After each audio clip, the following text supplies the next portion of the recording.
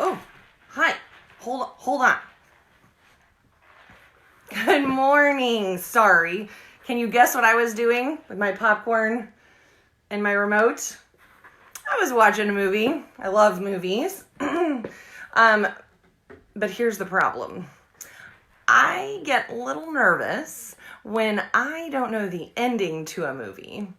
So I'll sit here and I'll watch a movie with Mr. Lee and I'll go, what's going to happen? And he says, just watch the movie. And I'll go, but what's going to happen? And he says, just watch the movie. And after about 10 times of that, he just looks at me. Because you know what's going to happen? I'm going to find out as I watch the end of the movie that it's all going to be okay.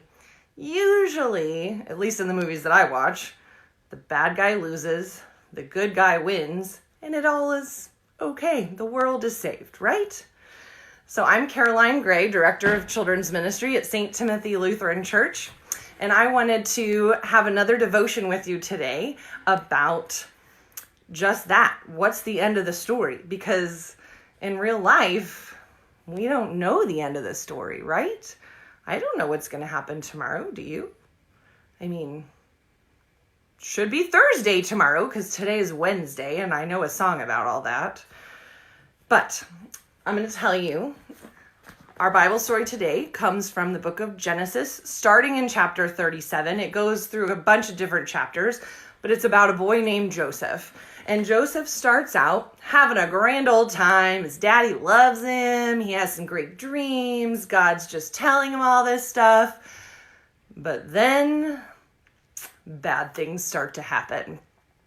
Like a lot of bad things start to happen to Joseph. His brothers get jealous. They throw him in a pit. They sell him into slavery. I mean, he has to go to a whole nother country to be a slave in someone's house. Oh, and then it doesn't end. He's a slave in someone's house, but he works really hard and, he does a really good job. And then he gets thrown into prison for doing nothing wrong, for doing the right thing and saying no to somebody who wanted him to do something bad. Joseph was a slave, then went to jail, and had to sit in jail for a couple of years. I mean, golly. But I can just turn the page and see what happens next. Because God gives us his word, we can read the next part of the story. See, the next part of the story for Joseph ends up great. Because he's in jail, he meets the king's cupbearer and he gets called to see the king and he tells the king, hey, God's going to tell me what your dream means. He tells the king about all these ways that they can save the kingdom. The king's like, hey, you're a great dude. We need to put you in charge. Joseph becomes number 2 in all of Egypt.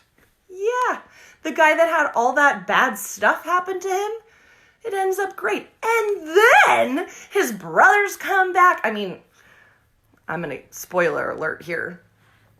His brothers come and he ends up reuniting with his brothers, forgiving them. His whole family is brought together. They're saved. Oh, it's so great to read.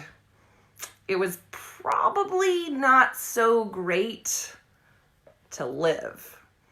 Joseph didn't know the end of his story as he was living it. But we can read about it, and we can read about all of God's promises in his word. That's what's so amazing, is that we can see that in the past, God has kept all of his promises to us. And we can look at that and know that in our future, God's got it.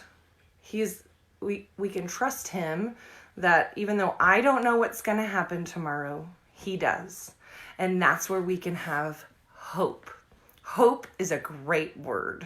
Hope for tomorrow. Faith in not knowing, but trusting our great big God.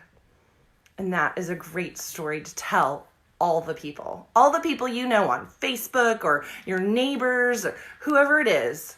You can tell them about a God who gives us hope. So here's what our activity is for today. I'm really excited about this one because, again, I love stories. So you can either do this all by yourself or you can do it with your family or your friends that you have around you. But here's what's going to happen.